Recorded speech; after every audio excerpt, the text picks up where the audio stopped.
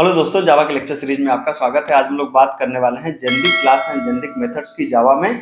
तो बिना देर किए हुए सीधा हम लोग सिस्टम पे चलते हैं और समझते हैं कि generic class and generic methods क्या होते हैं, जो मैं आपको अगले 1-2 मिनट में बिल्कुल आराम से समझा दूंगा। ठीक है, तो आप ऐसे समझिए कि जैसे आप एक क्लास बनाना चाहते हैं, जैसे आपने कहा क्लास डेमो, ठीक है, और हम इसके अंदर एक फंक्शन बनाना चाहते हैं। जैसे हमने कहा एक फंक्शन बनाया पब्लिक वाइड, ठीक है, हमने एक शो नाम का फंक्शन बनाया। हमें किसी वैल्यू को शो कराना है, लेकिन हम वैल्यू का टाइप नहीं बताना चाहते। हम ये नहीं बताना चाहते कि किस टाइप की वैल्यू को मैं शो कराना चाहता हूं। तो मैंने कहा यार मैं वैल्यू का टाइप बताऊंगा, तो लेकिन कब बताऊंगा? रन टाइम में। तो हमको इस टाइप को हमको यहाँ पर ऐसे करके छोड़ देना होता है। तो जब आप ऐसे करके टी करके छोड़ देते हैं तो ये बन जाता है जेनेरिक टाइप। इसका मतलब है कि इस क्लास के अंदर जो टाइप प्रोसेस होगा उसको हम बताएंगे रन टाइम पे। उसी तरीके से शो के अंदर आपने क्या किया कि आपने कहा कि टी क्या ए, टी का ए या टी का वी कर दीजिए, टी की जो वैल्यू है, ठीक है। और यहाँ पे आपने कह दिया क्या, हम इसको शो करेंगे, तो वी को हम शो करेंगे, ठीक है।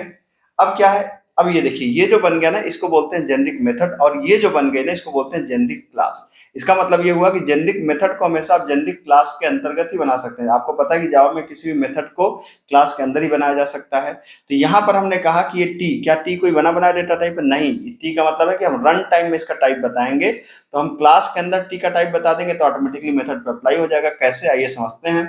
तो हमने कहा यार हमारी क्लास है डेमो, और डेमो के अंदर जो वैल्यू हम प्रोसेस करने जा रहे हैं ना, वो वैल्यू कैसी प्रोसेस करने जा रहे हैं? हमने कहा हम इंटीजर टाइप की वैल्यू को प्रोसेस करने वाले हैं।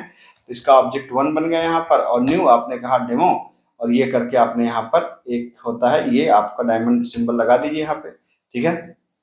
फिर आपने कहा ऑब्जेक्ट वन डॉट आपने कहा शो, किसको शो कराना चाहते हैं? इंटीजर वैल्यू को शो कराना चाहते हैं। फिर हमने कहा यार सेम काम को स्ट्रिंग के लिए करके देखें। हमने कहा बिल्कुल करके देख लेते हैं स्ट्रिंग।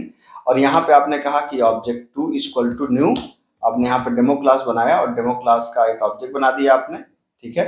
ये सिंटैक्स होता है इसका, सिंटैक्स को बनाने के लिए। और ऑब्जेक्ट 2 डॉट आपने कहा शो फंक्शन। और अब की बात देखिए, शो फंक्शन के अंदर सजेस्ट भी स्ट्रिंग को कर रहा है, और मैंने दिया यहाँ पर क्या, धनंजय पास कर दिया अपना नाम, और ये आप देख सकते हैं, ठीक है। तो आप देख सकते हैं कि जब आपने शो फंक्शन के अंदर इंटीजर पास किया तो इंटीजर को शो करेगा, जब स्ट्रिंग पास किया तो स्ट्रिंग को शो करेगा। इसको अगर आप रन करा करके देखना चाहते हैं तो आप इसको देख लीजिए। आपने कहा जावा सी मेन डॉट जावा, ये आपने इसको कंपाइल किया, और फिर आपने कहा जावा और मेन। तो आप देख सकते हैं कि यहाँ पे क्या हो गया, 10 एंड धनंजय आउटपुट आ गया। और ये है आपका कोड जो आपको मैंने समझाया। तो मेरे ख्याल से आपको कंटेंट समझ में आया होगा कि जेनेरिक क्लास और जेनेरिक मेथड्स क्या होते हैं जावा में। कंटेंट समझ में आया तो चैनल को सब्सक्राइब करिए। मिलते हैं अगले लेक्चर में। Thank you so much.